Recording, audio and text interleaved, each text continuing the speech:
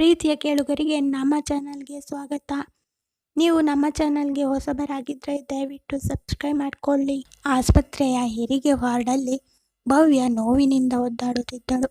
ಹೊರಗಡೆ ಕುಟುಂಬದವರೆಲ್ಲರೂ ತುಂಬ ಚಿಂತೆಗೊಳಗಾಗಿದ್ದರು. ಸ್ವಲ್ಪ ಹೊತ್ತಿನ ನಂತರ ಸಿಸ್ಟರ್ ಹೊರಗೆ ಬಂದು, ನಿಮ್ಮ ಮಗಳಿಗೆ ಗಂಡು ಮಗು ಆಯಿತು ಎಂದು ಮಗುವನ್ನು ಅವರ ಕೈಗೆ ಕೊಟ್ಟು ಹೋದಳು. 1 ಗಂಟೆಯ ನಂತರ ಡಾಕ್ಟರ್ ಹೊರಗೆ ಬಂದು, ಐ ಆಮ್ ಸಾರಿ, ನಾವು ನಿಮ್ಮ ಮಗಳನ್ನು ಉಳಿಸಿಕೊಳ್ಳೋಕೆ ಆಗುತ್ತಿಲ್ಲ. ಅವರು ಇನ್ನೇನು ಕೆಲವು ಕ್ಷಣಗಳಲ್ಲಿ ಮರಣ ಹೊಂದುತ್ತಾರೆ. ಅಷ್ಟರಲ್ಲಿ ನೀವು ಹೋಗಿ ಅವರನ್ನು ನೋಡಬಹುದು ಎಂದು ಹೇಳಿದರು. ಅದನ್ನು ಕೇಳಿದ ಎಲ್ಲರಿಗೂ ಶಾಕ್ ಆಯಿತು. ತಕ್ಷಣ ಎಲ್ಲರೂ ಒಳಗೆ ಓಡಿ ಹೋದರು.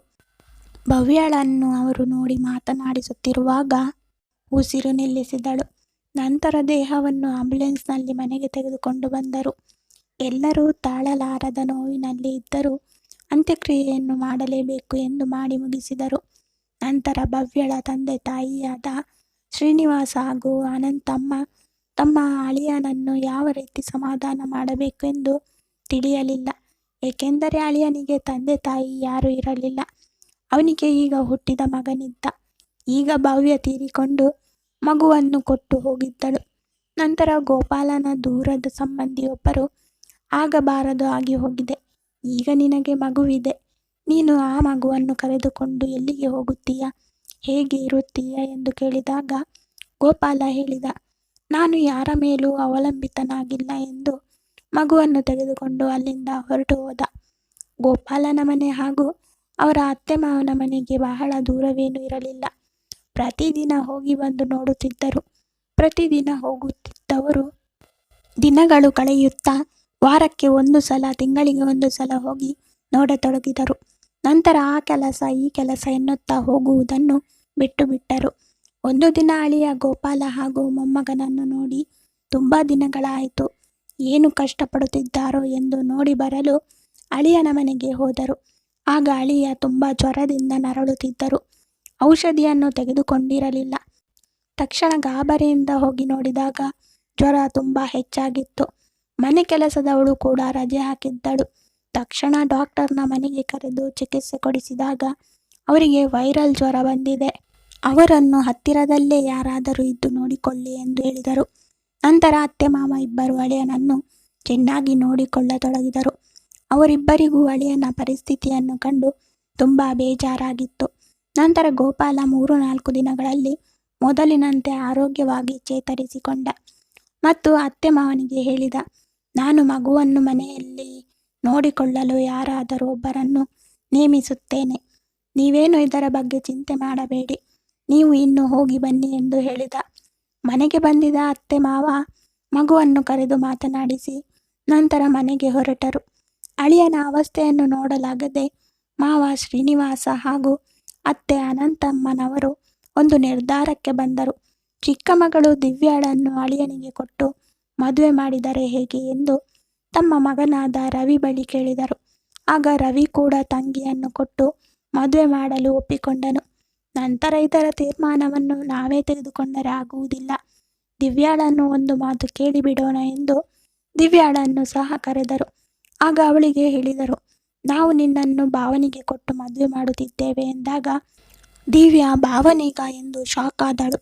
ಆಗ ಅವರ ತಾಯಿ, ಯಾಕೆ, ಅವರಿಗೇನು ಕಮ್ಮಿಯಾಗಿದೆ, ಸರ್ಕಾರಿ ಕೆಲಸ, ಮನೆ, ಆಸ್ತಿ ಪಾಸ್ತಿ ಎಲ್ಲವೂ ಚೆನ್ನಾಗಿಯೇ ಇದೆ, 3-4 ವರ್ಷ ದೊಡ್ಡವರಿರಬಹುದು ಅಷ್ಟೇ, ಮೊದಲೆಲ್ಲ 20-30 ವರ್ಷ ದೊಡ್ಡವರನ್ನು ಮದುವೆ ಮಾಡಿಕೊಳ್ಳುತ್ತಿರಲಿಲ್ಲವೇ, ನಿನ್ನ ಅಕ್ಕನನ್ನು ಮದುವೆಯಾಗಲು ನಿಮ್ಮ ಭಾವ ಬಂದಾಗ ನಮ್ಮ ಹತ್ತಿರ ಏನೂ ಇರಲಿಲ್ಲ, ಅವರು 1 ರೂಪಾಯಿ ವರದಕ್ಷಿಣೆ ಕೂಡ ತೆಗೆದುಕೊಳ್ಳದೆ ಅವಳನ್ನು ಮದುವೆ ಮಾಡಿಕೊಂಡಿದ್ದರು, ನಾವು ಅಂತಹ ಅಳಿಯನನ್ನು ಪಡೆಯುವುದಕ್ಕೆ ಪುಣ್ಯ ಮಾಡಿರಬೇಕು, ಅಳಿಯ ಎಷ್ಟು ಒಳ್ಳೆಯವರೆಂದು ನಮಗೆ ಮಾತ್ರ ಗೊತ್ತು, ಎಲ್ಲಿ ಹುಡುಕಿದರೂ ಇಂಥ ಹುಡುಗ ನಮಗೆ ಸಿಗುವುದಿಲ್ಲ ಎಂದು ದಿವ್ಯಾಳಿಗೆ ಬುದ್ಧಿಯನ್ನು ಹೇಳಿದರು. ಆಗ ದಿವ್ಯ ಕೂಡ ತಂದೆ ತಾಯಿಯ ಮಾತಿಗೆ ಇಲ್ಲ ಎನ್ನದೆ ಸರಿ ಎಂದು ತಲೆ ಆಡಿಸಿ ಮದುವೆಗೆ ಒಪ್ಪಿಕೊಂಡಳು. ಇದರಿಂದಾಗಿ ಸಂತೋಷಗೊಂಡ ಅವಳ ತಂದೆ ತಾಯಿ ಹಾಗೂ ರವಿ 3 ಜನ ಅಳಿಯನ ಜೊತೆ ಮಾತನಾಡಲು ಹೋದರು. ಇತ್ತ ರವಿಯ ಹೆಂಡತಿ ಅವಳ ಬಗ್ಗೆ ಹೇಳಬೇಕೆಂದರೆ ಅವಳ ಬುದ್ಧಿ ಸರಿ ಇರಲಿಲ್ಲ. ಮನೆಯಲ್ಲಿ ಎಲ್ಲರಿಗೂ ಜಗಳವನ್ನು ತಂದಿಕ್ಕುತ್ತಿದ್ದಳು. ಇವರೆಲ್ಲರೂ ಅಳಿಯನ ಜೊತೆ ಮಾತನಾಡಲು ಹೋದಾಗ ರವಿಯ ಹೆಂಡತಿ ದಿವ್ಯಾಳ ತಲೆ ತುಂಬ ಕೆಟ್ಟದ್ದನ್ನು ತುಂಬತೊಡಗಿದಳು. ನಿನಗೇನು ಕರ್ಮ, ನೀನ್ಯಾಕೆ ಎರಡನೇ ಹೆಂಡತಿಯಾಗಿ ಅವರನ್ನು ಮದುವೆಯಾಗುತ್ತೀಯ ಎಂದು ಕೇಳಿದಾಗ ದಿವ್ಯಾ, ಆಗ ಅವರು ನನ್ನ ಅಕ್ಕನ ಗಂಡ, ತುಂಬ ಒಳ್ಳೆಯ ಗುಣ ಇರುವವರು. ಇನ್ನು ನನ್ನ ಅಕ್ಕನ ಮಗು ತಬ್ಬಲಿಯಾಗಿದೆ. ಆ ಮಗು ಇನ್ನೂ ಚಿಕ್ಕದು. ಅವನನ್ನು ನೋಡಿಕೊಳ್ಳುವುದಕ್ಕೆ ಒಬ್ಬ ತಾಯಿ ಬೇಕೇ ಬೇಕು. ಬೇರೆ ಯಾರಾದರೂ ಆ ಜಾಗಕ್ಕೆ ಬಂದರೆ ಅವನನ್ನು ಚೆನ್ನಾಗಿ ನೋಡಿಕೊಳ್ಳುತ್ತಾರಾ? ಇಲ್ಲವೋ? ಆದರೆ ಆ ಮಗು ನನ್ನ ಅಕ್ಕನ ಮಗು, ಅಂದರೆ ನನಗೂ ಮಗು. ನಾನು ಅವನನ್ನು ಚೆನ್ನಾಗಿ ನೋಡಿಕೊಳ್ಳುತ್ತೇನೆ. ಹಾಗಿದ್ದಾಗ ನಾನು ಭಾವನನ್ನು ಮದುವೆಯಾಗುವುದರಲ್ಲಿ ತಪ್ಪೇನಿದೆ ಎಂದಳು. ಆಗ ರವಿ ಹೆಂಡತಿ, ಅವರು 3 ಜನ ನಿನ್ನ ಭಾವನ ಬಗ್ಗೆ ಸತ್ಯವನ್ನು ನಿನಗೆ ಸರಿಯಾಗಿ ಹೇಳಿಲ್ಲ, ಎಲ್ಲವನ್ನು ಮುಚ್ಚಿಟ್ಟಿದ್ದಾರೆ ಎಂದಳು. ಹಾಗಿದ್ದರೆ ನಿಜ ಏನು ಅತ್ತಿಗೆ, ನನಗೆ ತಿಳಿಯದ್ದು ಎಂದು ಕೇಳಿದಾಗ, ನಿನ್ನ ಅಕ್ಕನನ್ನು ನಿನ್ನ ಭಾವ ವರದಕ್ಷಿಣೆ ಇಲ್ಲದೆ ಮದುವೆಯಾದರೂ ನಿಜ. ಆದರೆ ಮದುವೆಯಾದ ಮೇಲೆ ಪ್ರತಿದಿನವೂ ಅವಳಿಗೆ ಆ ವಿಷಯವಾಗಿ ಕಿರುಕುಳವನ್ನು ಕೊಡುತ್ತಿದ್ದರು. ನೀನು ಹಾಗೂ ನಿನ್ನ ತಮ್ಮ ಕಾಲೇಜಿಗೆ ಹೋದ ಮೇಲೆ ನಿನ್ನ ಅಕ್ಕ ಪ್ರತಿದಿನವೂ ಮನೆಗೆ ಬಂದು ಅಳುತ್ತಾ ಎಲ್ಲವನ್ನೂ ಹೇಳಿಕೊಳ್ಳುತ್ತಿದ್ದಳು. ಆಗ ನಿನ್ನ ಅಣ್ಣ ಹಾಗೂ ಅಪ್ಪ ಅವಳಿಗೆ ಬುದ್ಧಿ ಹೇಳಿ ಸಮಾಧಾನ ಮಾಡಿ ಕಳಿಸುತ್ತಿದ್ದರು. ನಿನ್ನ ಅಕ್ಕನನ್ನು ಒಂದು ರೂಮಿನಲ್ಲಿ ಕೂಡಿ ಹಾಕಿ ಚಿತ್ರಹಿಂಸೆ ಕೊಟ್ಟು ನರಕವನ್ನು ತೋರಿಸುತ್ತಿದ್ದನಂತೆ. 3ರಿಂದ 4 ಅಬಾರ್ಷನ್ ಕೂಡ ಮಾಡಿಸಿದನಂತೆ. ಕೊನೆಗೆ ಒಂದು ಮಗುವಿಗೆ ಜನ್ಮ ನೀಡಿ ನೋವು ತಡೆದುಕೊಳ್ಳಲಾಗದೆ ಅವಳು ಈ ಲೋಕವನ್ನು ಬಿಟ್ಟು ಹೊರಟು ಹೋದಳು. ಇದೆಲ್ಲ ನಿನಗೆ ಗೊತ್ತಾ ಎಂದು ಹೇಳಿದಳು. ಆಗ ದಿವ್ಯಾ, ಹೋಗಲಿ ಬಿಡು ಅತ್ತಿಗೆ ಎಂದು ಹೇಳುತ್ತಾ ಹೊರಗೆ ಹೋದಳು. ಆದರೆ ರವಿಯ ಹೆಂಡತಿ ಬಿತ್ತಿದ್ದ ಬೀಜ ದಿವ್ಯ ಮನಸ್ಸಿನಲ್ಲಿ ಎಲ್ಲೋ ಒಂದು ಕಡೆ ಬಲವಾಗಿ ನಾಟಿತ್ತು. ಮತ್ತೆ ರವಿಯ ಹೆಂಡತಿ ಹೊರಗೆ ಬಂದು, ಏನೇ, ನಿನ್ನ ಅಣ್ಣನನ್ನು ಮದುವೆಯಾಗಿದ್ದೇನೆ, ಅವನಿಗೆ ಚಿಕ್ಕ ಒಂದು ಸರ್ಕಾರಿ ಕೆಲಸ ಇದೆ. ನಿನ್ನ ತಂದೆ ತಾಯಿಯ ಕೈ ಕೆಳಗೆ ಅವರ ಚಾಕ್ರಿ ಮಾಡಿಕೊಂಡು ನಾನು ಇಲ್ಲಿ ಬಿದ್ದಿದ್ದೇನೆ. ನನಗೆ ಇಲ್ಲಿ ಯಾವುದೇ ಸಂತೋಷವಿಲ್ಲ. ಆದರೆ ನಿನ್ನ ಅಕ್ಕ ನಿನ್ನ ಭಾವನನ್ನು ಮದುವೆಯಾಗಿ ಸಕಲ ಐಶ್ವರ್ಯವನ್ನು ಪಡೆದುಕೊಂಡಿದ್ದಳು. ಅವಳಿಗೆ ಅದೃಷ್ಟವಿರಲಿಲ್ಲ, ಬೇಗನೆ ಹೊರಟು ಹೋದಳು. ಈಗ ನಿನ್ನ ತಾಯಿ ಬುದ್ಧಿವಂತಿಕೆ ವಹಿಸಿ ನಿನ್ನನ್ನು ನಿನ್ನ ಭಾವನಿಗೆ ಕೊಟ್ಟು ಮದುವೆ ಮಾಡುತ್ತಿದ್ದಾಳೆ. ನೀನು ಹೇಗೆ ನಿನ್ನ ಭಾವನನ್ನು ಮದುವೆಯಾಗಿ ಅವನ ಜೊತೆ ನೆಮ್ಮದಿಯಾಗಿ ಸಂಸಾರ ಮಾಡುತ್ತೀಯ? ನಿನ್ನ ತಂದೆ ತಾಯಿ ನಿನ್ನನ್ನು ಕುರಿ ಮಾಡಿದ್ದಾರೆ, ನೀನು ಅದಕ್ಕೆ ಬಲಿಯಾಗಬೇಡ ಎಂದು ಹೇಳಿದಾಗ ದಿವ್ಯಾ ಅವಳ ಅತ್ತಿಗೆ ಮಾತುಗಳನ್ನು ಕೇಳಿ ಅವರ ಭಾವನನ್ನು ಮದುವೆಯಾಗಲು ನಿರಾಕರಿಸಿದಳು. ಅತ್ತಿಗೆ ಭಾವನ ಬಗ್ಗೆ ಹೇಳಿದ ಮಾತುಗಳು ದಿವ್ಯಳ ತಲೆಯಲ್ಲಿ ಏನೇನೋ ಆಲೋಚನೆಗಳನ್ನು ಸೃಷ್ಟಿ ಮಾಡಿದವು. ನಂತರ ಪ್ರತಿದಿನ ರವಿಯ ಹೆಂಡತಿ ದಿವ್ಯಾಳನ್ನು ಪಾರ್ಕಿಗೆ, ದೇವಸ್ಥಾನಕ್ಕೆ, ಹೊರಗಡೆ ಸುತ್ತಾಡಲು ಕರೆದುಕೊಂಡು ಹೋಗಿ ಅವಳ ಭಾವನ ಬಗ್ಗೆ ಇಲ್ಲ ಸಲ್ಲದ್ದನ್ನು ಹೇಳಿ ಅವಳ ತಲೆ ಕೆಡಿಸುತ್ತಿದ್ದಳು. ಇದರಿಂದಾಗಿ ದಿವ್ಯ ತಲೆಯಲ್ಲಿ ಅವಳ ಭಾವನ ಬಗ್ಗೆ ಒಳ್ಳೆಯ ಅಭಿಪ್ರಾಯ ಬೆಳೆಯಲೇ ಇಲ್ಲ. ಅಪ್ಪ ಅಮ್ಮ ಇಬ್ಬರು ಅಕ್ಕನ ಕಷ್ಟವನ್ನು ಅರ್ಥ ಮಾಡಿಕೊಂಡಿದ್ದರೆ ಈಗ ಅಕ್ಕ ನಮ್ಮನ್ನು ಬಿಟ್ಟು ಹೋಗುತ್ತಿರಲಿಲ್ಲ ಎಂದುಕೊಂಡಳು.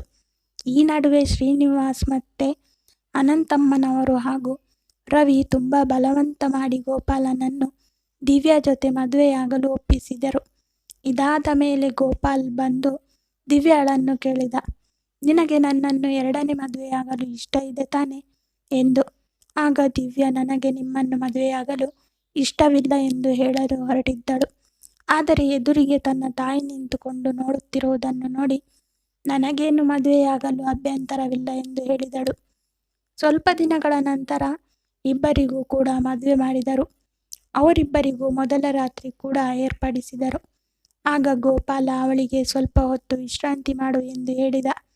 ಆಗ ದಿವ್ಯಾ ತನ್ನ ಮನಸ್ಸಿನಲ್ಲಿ ಅಂದುಕೊಂಡಳು, ಎಷ್ಟು ಡ್ರಾಮಾ ಮಾಡುತ್ತಿದ್ದಾನೆ, ಏನೋ ತುಂಬ ಒಳ್ಳೆಯವನು ಎನ್ನುವಂತೆ, ಇವನ ಬಗ್ಗೆ ನನಗೆ ಎಲ್ಲವೂ ಗೊತ್ತಿದೆ ಎಂದು ಮನಸ್ಸಿನಲ್ಲಿ ಅಂದುಕೊಂಡಳು. ನಂತರ ಗಂಡನ ಮನೆಗೆ ದಿವ್ಯಾಳನ್ನು ಕಳಿಸಿಕೊಡಲಾಯಿತು. ದಿವ್ಯಾ ಗಂಡನ ಮನೆಗೆ ಹೋದ ಮೇಲೆ ಮಗುವನ್ನು ತುಂಬ ಚೆನ್ನಾಗಿ ನೋಡಿಕೊಳ್ಳತೊಡಗಿದಳು. ಮನೆ ಕೆಲಸದವಳು ಬರದಿದ್ದರಿಂದ ಮನೆಯ ಎಲ್ಲ ಕೆಲಸವನ್ನು ದಿವ್ಯಾಳೆ ಮಾಡುತ್ತಿದ್ದಳು. ಆಗ ಅಂದುಕೊಳ್ಳುತ್ತಿದ್ದಳು, ಪಾಪ ಅಕ್ಕನನ್ನು ಹೀಗೆ ಹಿಂಸೆ ಮಾಡುತ್ತಿದ್ದರು ಎಂದು. ಒಂದು ದಿನ ಮಗುವನ್ನು ನೋಡಿಕೊಳ್ಳಲು ಒಬ್ಬ ಕೇರ್ ಟೇಕರ್ ಬಂದರು. ಸ್ವಲ್ಪ ದಿನಗಳ ನಂತರ ಮನೆ ಕೆಲಸದವಳು ಕೂಡ ಬಂದಳು. ಆಗ ದಿವ್ಯಾ ಅಂದುಕೊಂಡಳು, ಭಾವ ನನ್ನನ್ನು ಮೆಚ್ಚಿಸಲು ಈ ರೀತಿ ಮಾಡುತ್ತಿದ್ದಾರೆ ಎಂದು. ಮನೆ ಕೆಲಸದವಳು ಅಡುಗೆಯನ್ನು ಹಿಡಿದು ಎಲ್ಲ ಕೆಲಸವನ್ನು ಮಾಡುತ್ತಿದ್ದಳು. ದಿವ್ಯಾಳಿಗೆ ಮಾಡಲು ಯಾವುದೇ ಕೆಲಸ ಇರಲಿಲ್ಲ.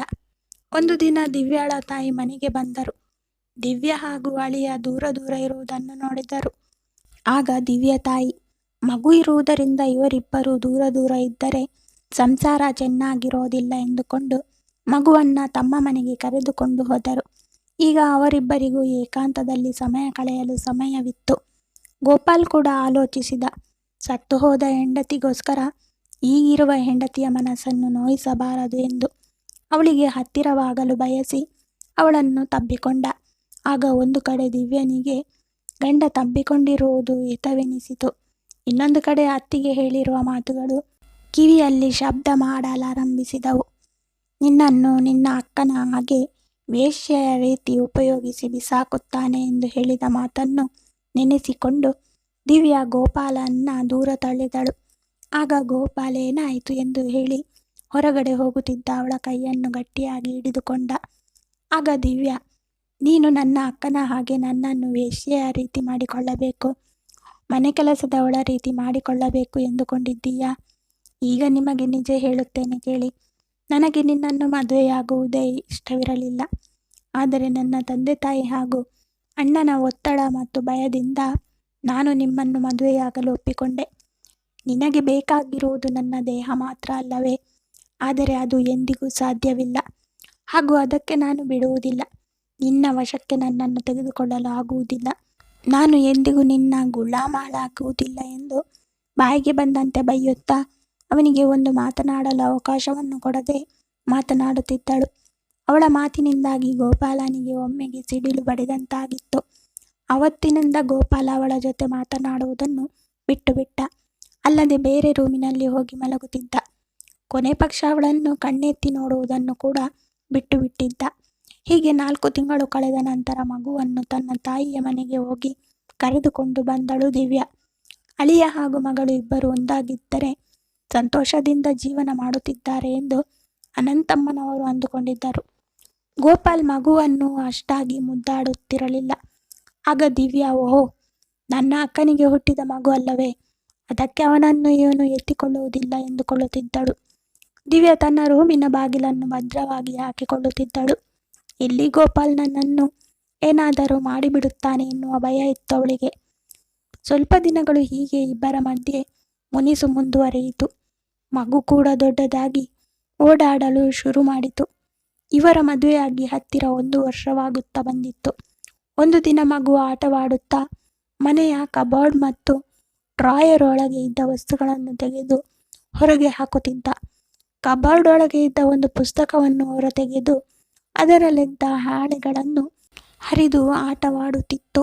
ಅದನ್ನು ನೋಡಿದ ದಿವ್ಯಾ, ಅಯ್ಯೋ ದೇವರೇ, ಏನಾದರೂ ಒಂದು ಮಾಡ್ತಾನೆ ಇರ್ತೀಯ ನೀನು ಎಂದು ಮಗುವಿಗೆ ಮುದ್ದಾಗಿ ಬೈಯುತ್ತಾ ಹಾಳೆಗಳನ್ನು ಎತ್ತಿಕೊಳ್ಳುತ್ತಿರುವಾಗ ಕಾಗದಗಳಲ್ಲಿ ತನ್ನ ಅಕ್ಕನ ಬರವಣಿಗೆ ಇರುವುದನ್ನು ನೋಡಿದಳು.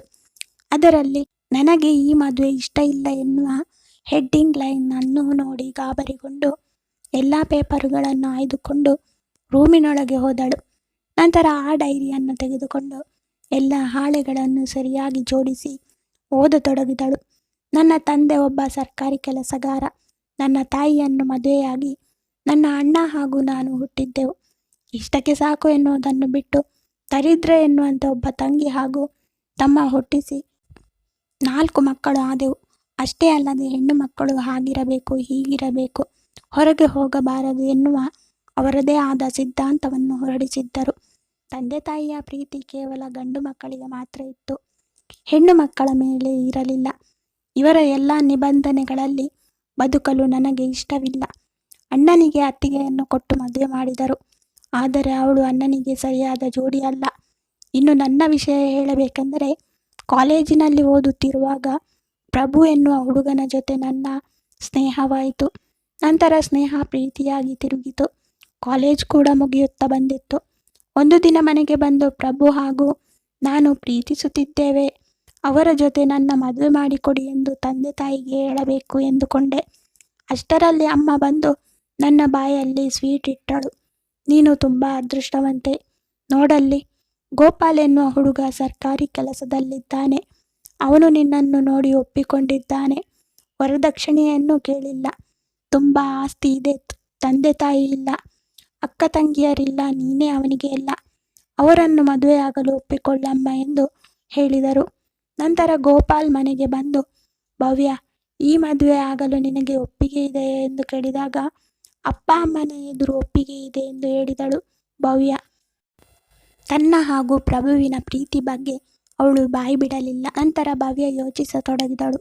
ಪ್ರಭುವಿಗೆ ಕೆಲಸವಿಲ್ಲ, ಆಸ್ತಿ ಇಲ್ಲ, ಅಂತಸ್ತಿಲ್ಲ. ಆದರೆ ಗೋಪಾಲನಿಗೆ ಎಲ್ಲವೂ ಇದೆ ಎಂದು ಮದುವೆಗೆ ಒಪ್ಪಿಕೊಂಡಳು. ಸ್ವಲ್ಪ ದಿನಗಳ ನಂತರ ಎಂಗೇಜ್ಮೆಂಟ್ ಸಮಯ ಬಂದಿತು. ಭವ್ಯಳಿಗೆ ಪ್ರಭುವಿನ ನೆನಪಾಯಿತು. ತಕ್ಷಣ ಅವಳು ಪ್ರಭುವಿನ ಬಳಿ ಹೋಗಿ, ನಾನು ನೀನು ಮನೆಯಿಂದ ಓಡಿ ಹೋಗಿ ಮದುವೆಯಾಗೋಣ ಎಂದು ಹೇಳಿದಳು. ಆಗ ಪ್ರಭು, ನಾನು ನಿನ್ನನ್ನು ಪ್ರೀತಿಸಿರುವುದು ಏಕೆ? ನಾನು ನನ್ನ ತಾಯಿಗೆ ಹೇಳಿ ಒಪ್ಪಿಸಿದ್ದೇನೆ. ನಿನ್ನ ತಂದೆ ಹಾಗೂ ಅಣ್ಣ ಸರಕಾರಿ ಕೆಲಸದಲ್ಲಿದ್ದಾರೆ. ನನ್ನ ತಾಯಿ ನಿನ್ನನ್ನು ಮದುವೆ ಮಾಡಿಕೊಳ್ಳಲು ಕೆಲಸವನ್ನು ನಿಮ್ಮ ತಂದೆ ಹತ್ತಿರ ಒಂದು ಸೈಟು ಲಕ್ಷಗಟ್ಟಲೆ ದುಡ್ಡು ಕೇಳಬೇಕು ಎಂದುಕೊಂಡಿದ್ದಾರೆ. ನಿನ್ನ ತಂದೆ ತಾಯಿ 1 ರೂಪಾಯಿಯನ್ನು ಕೊಡುವುದಿಲ್ಲ. ನೀನು ಬರೀ ಕೈಯಲ್ಲಿ ಬಂದರೆ ನನ್ನ ತಾಯಿ ನಿನ್ನನ್ನು ನನ್ನ ಜೊತೆ ಮದುವೆಯಾಗಲು ಒಪ್ಪಿಕೊಳ್ಳುವುದಿಲ್ಲ. ಅಮ್ಮನಿಗೆ ಇಷ್ಟವಿಲ್ಲದಿದ್ದರೆ ನಾನು ಕೂಡ ನಿನ್ನನ್ನು ಮದುವೆಯಾಗಲು ಸಾಧ್ಯವಿಲ್ಲ ಎಂದು ಹೇಳಿದಾಗ, ಅಲ್ಲಿಂದ ನಿರಾಶೆಯಿಂದ ಬಂದ ಭವ್ಯ ಗೋಪಾಲನ ಜೊತೆ ಮದುವೆ ಮಾಡಿಕೊಂಡಳು. ಆದರೆ ಅವನ ಜೊತೆ ಒಂದು ದಿನವೂ ಪ್ರೀತಿಯಿಂದ ಇರುತ್ತಿರಲಿಲ್ಲ. ಗೋಪಾಲ್ ಮಾತ್ರ ಭವ್ಯಳನ್ನು ತುಂಬ ಪ್ರೀತಿಸುತ್ತಿದ್ದ. ಅವಳಿಗೆ ಏನು ಇಷ್ಟ, ಏನು ಇಷ್ಟವಿಲ್ಲ ಎನ್ನುವುದನ್ನು ತಿಳಿದುಕೊಳ್ಳುತ್ತಿದ್ದ. ಅವಳ ಕೈಯಲ್ಲಿ ಕೆಲಸ ಮಾಡಿಸಬಾರದು ಎಂದು ಕೆಲಸದವರನ್ನು ಇಟ್ಟಿದ್ದ. ಮನೆಯ ಅಡುಗೆಯಿಂದ ಹಿಡಿದು ಅವಳು ತೊಟ್ಟುಕೊಳ್ಳುವ ವಸ್ತ್ರ, ಒಡವೆಗಳವರೆಗೂ ಎಲ್ಲವನ್ನೂ ಅವಳಿಷ್ಟದಂತೆ ಮಾಡುತ್ತಿದ್ದ. ಹೀಗೆ ಒಂದು ದಿನ ಭವ್ಯ ಹೊರಗೆ ಹೋದಾಗ ಪ್ರಭುವನ್ನು ಭೇಟಿ ಮಾಡಿದಳು.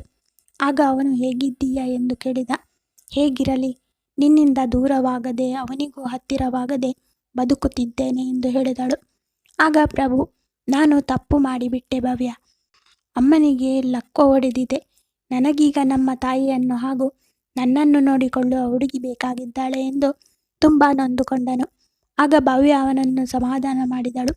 ನಂತರ ಇಬ್ಬರು ಜೊತೆಯಾಗಿ ಒಂದು ಹೋಟೆಲ್ಗೆ ಹೋದರು. ಆ ಹೋಟೆಲ್ನ ರೂಮಿನಲ್ಲಿ ಇಬ್ಬರು ಶಾರೀರಿಕವಾಗಿ ಒಂದಾಗುತ್ತಾರೆ. ನಂತರ ಅವಳ ಶರೀರ ಪ್ರತಿದಿನ ಪ್ರಭುವನ್ನು ಬಯಸಿತು. ಪ್ರತಿದಿನ ಗೋಪಾಲ್ ಆಫೀಸ್ಗೆ ಹೋದ ಮೇಲೆ ಭವ್ಯ ಹಾಗೂ ಪ್ರಭು ಹೋಟೆಲ್ನಲ್ಲಿ ಪ್ರತಿದಿನವೂ ಸೇರುತ್ತಿದ್ದರು.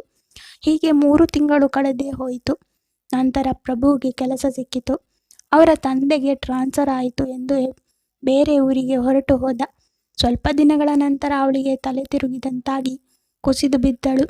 ಆಗ ಗೋಪಾಲ ಅವಳನ್ನು ಆಸ್ಪತ್ರೆಗೆ ಕರೆದುಕೊಂಡು ಹೋಗಿ, ಪಿತ್ತ ಜಾಸ್ತಿ ಆಗಿದೆಯಾ ಅಥವಾ ಫುಡ್ ಪಾಯ್ಸನ್ ಏನಾದರೂ ಆಗಿದೆಯಾ ಎಂದು ಡಾಕ್ಟರ್ ಹತ್ತಿರ ಕೇಳಿದಾಗ, ಡಾಕ್ಟರ್, ಇಲ್ಲ, ಅದ್ಯಾವುದೂ ಅಲ್ಲ, ಅವರು ಈಗ ಪ್ರೆಗ್ನೆಂಟ್ ಆಗಿದ್ದಾರೆ ಎಂದು ಹೇಳಿದರು. ಆ ಸುದ್ದಿಯನ್ನು ಕೇಳಿ ಗೋಪಾಲ ಆಘಾತಗೊಂಡನು. ಮನೆಗೆ ಬಂದ ನಂತರ, ಏನಿದು, ನಾನು ನಿನ್ನನ್ನು ಮುಟ್ಟದೆ ನೀನು ಪ್ರೆಗ್ನೆಂಟ್ ಹೇಗೆ ಆಗಲು ಸಾಧ್ಯ? ಏನು ವಿಷಯ ಎಂದು ಕೇಳಿದ. ಆಗ ನಾನು ನಡೆದ ವಿಷಯವನ್ನೆಲ್ಲ ಹೇಳಿದೆ. ಈ ವಿಷಯವನ್ನೆಲ್ಲ ಕೇಳಿದ ನಂತರ ಗೋಪಾಲ ಎದೆ ಒಡೆದುಕೊಂಡು ಕೆಳಗೆ ಕುಸಿದು ಬಿದ್ದ. ನಾನು ಮದುವೆಗೂ ಮುಂಚೆ ನಿನ್ನನ್ನು ಎಷ್ಟು ಸಾರಿ ಕೇಳಿದೆ, ನೀನು ಯಾರನ್ನಾದರೂ ಪ್ರೀತಿಸಿದ್ದೀಯಾ? ನನ್ನನ್ನು ಮದುವೆಯಾಗಲು ನಿನಗೆ ಇಷ್ಟ ತಾನೇ ಎಂದು. ಆಗ ನನಗೆ ಅಂತಹ ಸಿಚುಯೇಷನ್ ಬರಲಿಲ್ಲ ಎಂದು ಹೇಳಿದ್ದೆ. ಆದರೆ ಮದುವೆಯಾದ ಮೇಲೆ ಇಂಥ ಕೆಲಸವನ್ನು ಏಕೆ ಮಾಡಿದೆ ಎಂದು ಕೇಳಿದ.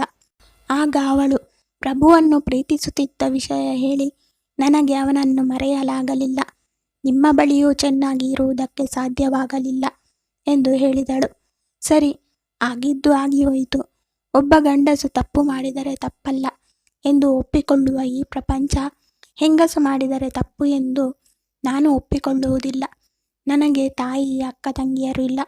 ನನ್ನ ಅಕ್ಕ ತಂಗಿಯರು ತಪ್ಪು ಮಾಡಿದರೆ ನನ್ನ ತಾಯಿ ಹೇಗೆ ಕ್ಷಮಿಸುತ್ತಿದ್ದಳೋ ಅದೇ ರೀತಿ ನಾನು ತಾಯಿಯ ಸ್ಥಾನದಲ್ಲಿ ಇದ್ದು ನೀನು ಮಾಡಿದ ತಪ್ಪನ್ನು ಕ್ಷಮಿಸುತ್ತೇನೆ.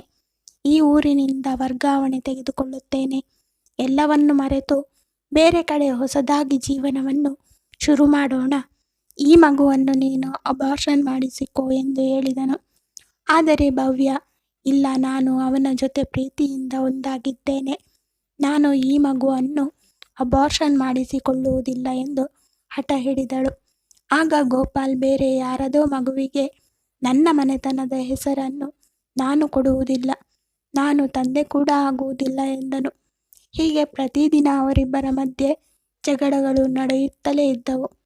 ಆದರೂ ಅವನು ಸಹನೆ ತೆಗೆದುಕೊಂಡು ನನಗೆ ಊಟ ಮಾಡಿಸುತ್ತಿದ್ದ, ಔಷಧಿಯನ್ನು ಕೊಡುತ್ತಿದ್ದ. ಆದರೆ ಭವ್ಯ ಅವುಗಳನ್ನು ತೆಗೆದುಕೊಳ್ಳುತ್ತಿರಲಿಲ್ಲ. ಹೀಗೆ ಅವರಿಬ್ಬರು ಜಗಳ ಮಾಡುತ್ತಿದ್ದಾಗ ಅಪ್ಪ, ಅಮ್ಮ ಹಾಗೂ ಅಣ್ಣ ಬಂದು ಅವರಿಬ್ಬರ ಎಲ್ಲ ಮಾತನ್ನು ಕೇಳಿಸಿಕೊಂಡು ಅಣ್ಣ ಅವಳನ್ನು ಸಾಯುವ ಹಾಗೆ ಹೊಡೆದು ಹೋಗಿದ್ದ. ನಂತರ ಗೋಪಾಲ್ ಬಂದು ಅವಳು ಪ್ರೆಗ್ನೆಂಟ್ ಇದ್ದಾಳೆ ಎಂದು ಬಿಡಿಸಿದ್ದ. ಆಗ ಅಪ್ಪ ಗೋಪಾಲನ ಕಾಲನ್ನು ಹಿಡಿದುಕೊಂಡರು. ನಮ್ಮದು ತಪ್ಪಾಗಿದೆ, ನಮ್ಮ ಮಗಳು ದೊಡ್ಡ ಘೋರವಾದ ತಪ್ಪನ್ನು ಮಾಡಿದ್ದಾಳೆ ಎಂದು ಕಾಲು ಹಿಡಿದು ಕ್ಷಮೆ ಕೇಳುತ್ತಿದ್ದರು. ಆಗ ಗೋಪಾಲ್, ನೀವು ಏನು ತಪ್ಪು ಮಾಡಿದ್ದೀರಿ ಮಾವ, ಎದ್ದೇಳಿ ಎಂದು ಹೇಳುತ್ತಿದ್ದಾಗ ಭವ್ಯಳಿಗೆ ಹೊಟ್ಟೆ ನೋವು ಶುರುವಾಯಿತು. ಇಷ್ಟೆಲ್ಲವನ್ನು ಭವ್ಯ ಒಂದು ಕಥೆಯ ರೂಪದಲ್ಲಿ ತನ್ನ ಇಡೀ ಜೀವನದ ಬಗ್ಗೆ ಆ ಡೈರಿಯಲ್ಲಿ ಬರೆದಿದ್ದಳು.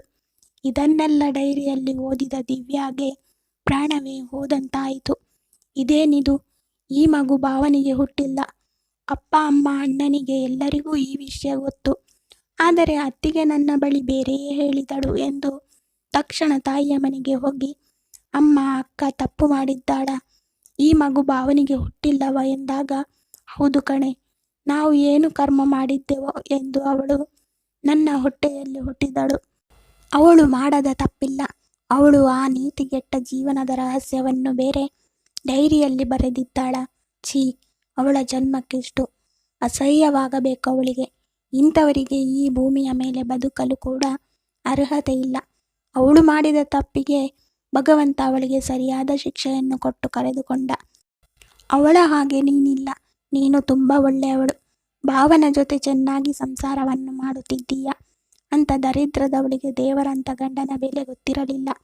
ಅವಳಿಗೆ ಅಂಥ ದೇವರಂತ ಗಂಡನನ್ನು ದೂರವಿಟ್ಟು ಬೇರೆ ಗಂಡಸಿನ ಸಹವಾಸ ಮಾಡಿ ನಮ್ಮ ಮಾನ ಮರ್ಯಾದೆಯನ್ನು 3 ಕಾಸಿಗೆ ಬೀದಿಯಲ್ಲಿ ಮಾರಿ ಈಗ ನರಕವನ್ನು ಸೇರಿದ್ದಾಳೆ. ನಿನ್ನ ಅಕ್ಕ ಮಾಡಿದ ತಪ್ಪು ಒಂದಾ ಎರಡ? ನಿನ್ನ ಭಾವ ಅವಳು ಅಷ್ಟೆಲ್ಲ ಮಾಡಿದರೂ ಒಂದು ದಿನವೂ ನಮ್ಮ ಮುಂದೆ ಬಂದು ಚಾಡಿ ಹೇಳಲಿಲ್ಲ. ನಿನಗೆ ಇನ್ನೊಂದು ವಿಷಯ ಗೊತ್ತಾ? ನಿನ್ನ ಗಂಡ ನಿನ್ನ ತಮ್ಮನಿಗೆ ಒಳ್ಳೆಯ ಕಾಲೇಜಿನಲ್ಲಿ ಸೀಟ್ ಕೂಡ ಅವರೇ ಕೊಡಿಸಿದ್ದು. ನಿನ್ನ ಅಣ್ಣನಿಗೆ ಕೆಲಸದಲ್ಲಿ ಪ್ರಮೋಷನ್ ಸಿಗುವಂತೆ ಕೂಡ ಮಾಡಿದ್ದಾನೆ.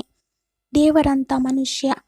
ಆದರೆ ಅವನಿಗೆ ಅವಳು ಒಂದು ದಿನವೂ ಅವನ ಮನಸ್ಸಿಗೆ ನೆಮ್ಮದಿಯನ್ನು ಕೊಡಲಿಲ್ಲ.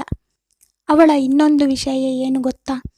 ಅವಳು ಕೊನೆ ಉಸಿರಿನಲ್ಲಿದ್ದಾಗ ತನ್ನ ಗಂಡನಿಗೆ ಕ್ಷಮಾಪಣೆಯನ್ನು ಕೇಳುತ್ತಾಳೆ ಎಂದು ನಾನು, ನಿನ್ನ ತಂದೆ ಹಾಗೂ ನಿನ್ನ ಅಣ್ಣ ಅಂದುಕೊಂಡಿದ್ದೆವು.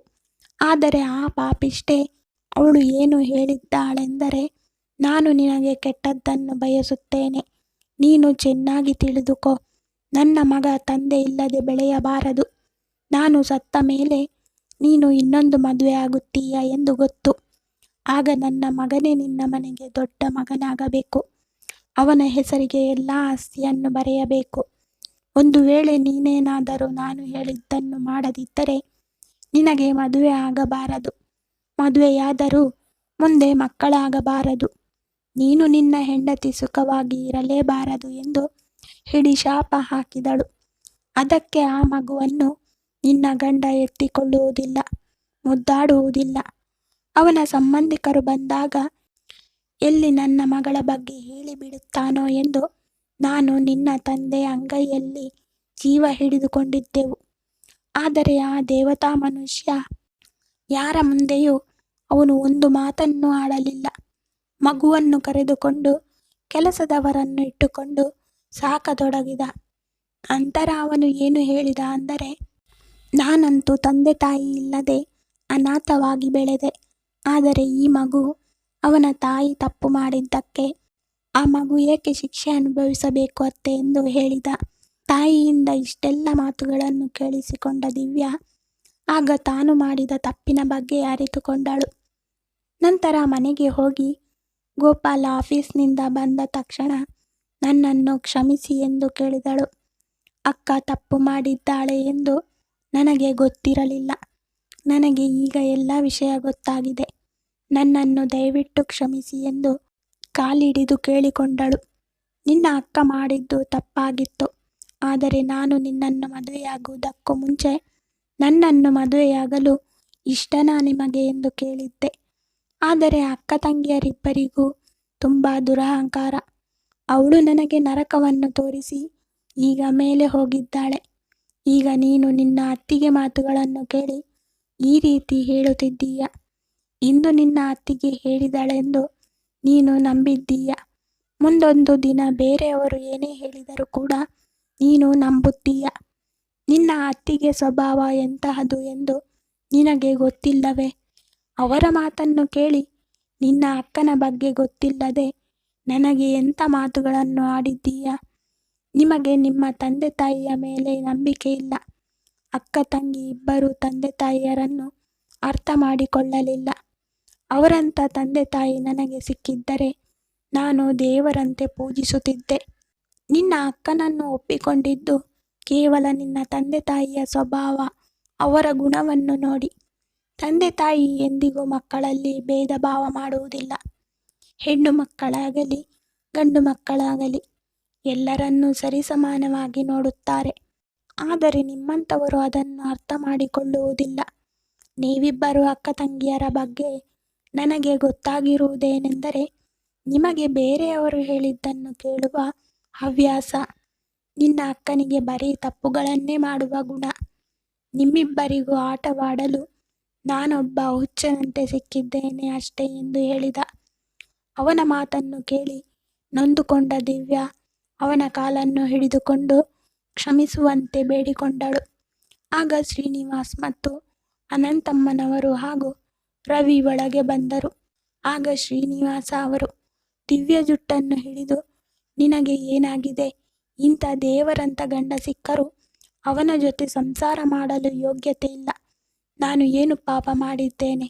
ಯಾವ ಜನ್ಮದಲ್ಲಿ ಯಾರಿಗೆ ಹಿಂಸೆ ಕೊಟ್ಟಿದ್ದೇನೋ ಇಂದು ಈ ರೀತಿ ನಿಮ್ಮಂತಹ ಮಕ್ಕಳನ್ನು ಪಡೆದೆ ಎಂದು ಅಳುತ್ತಾ ಕೆಲವು ಹೆಣ್ಣು ಮಕ್ಕಳು ಅತ್ತೆಯ ಕಾಟ, ಮಾವನ ಕಾಟ, ಗಂಡನ ಕಾಟ, ಮನೆ ಕೆಲಸ ಎಂದು ನೊಂದು ಬೆಂದು ಹೋಗುತ್ತಿದ್ದಾರೆ. ಅಂತಹ ಹೆಣ್ಣು ಮಕ್ಕಳಿಗೆ ದೇವರು ಒಳ್ಳೆಯ ಗಂಡನನ್ನು ಕೊಡುವುದಿಲ್ಲ. ನಿಮ್ಮಂತಹ ಹೆಣ್ಣು ಮಕ್ಕಳಿಗೆ ಒಳ್ಳೆಯ ಗಂಡನನ್ನು ಕೊಟ್ಟರೂ ಅರ್ಥ ಮಾಡಿಕೊಳ್ಳದೆ ಸೊಕ್ಕಿನಿಂದ ಮೆರೆದಾಡುತ್ತಿದ್ದೀರಿ. ದೇವರಂತ ಗಂಡನ ಜೊತೆ ಸಂಸಾರ ಮಾಡಲು ನಿಮ್ಮಂಥವರಿಗೆ ಯೋಗ್ಯತೆ ಇಲ್ಲ ಎಂದು ರವಿ ಹೊಡೆದ ಏಟಿಗೆ ದಿವ್ಯಾ ತಲೆ ತಿರುಗಿದಂತಾಗಿ ಕುಳಿತಳು. ಆಗ ಗೋಪಾಲ್ ಅವನನ್ನು ತಡೆದ. ಆಗ ರವಿ, ಬಿಡಿ ಬಾವ, ನನ್ನನ್ನು ಬಿಟ್ಟು ಬಿಡಿ. ಇವಳ ಜೊತೆ ನಿಮಗೆ ನಾನು ಡೈವರ್ಸ್ ಕೊಡಿಸಿ ನಾನು ನಿಂತು ಒಳ್ಳೆಯ ಹುಡುಗಿಯನ್ನು ಹುಡುಕಿ ನಿಮಗೆ ಮದುವೆ ಮಾಡುತ್ತೇನೆ ಎಂದನು.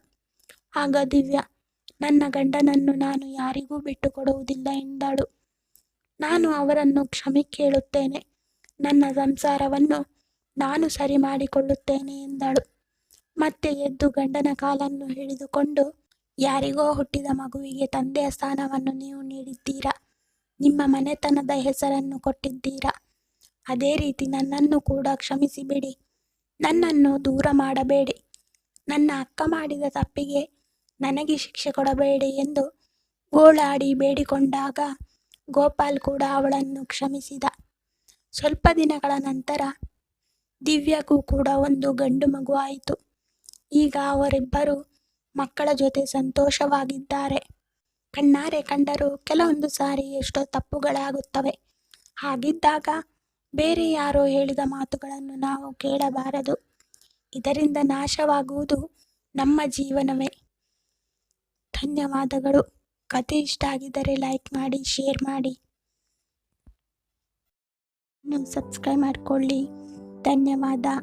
ಕತೆ ಇಷ್ಟ ಆಗಿದ್ದರೆ ಲೈಕ್ ಮಾಡಿ, ಶೇರ್ ಮಾಡಿ.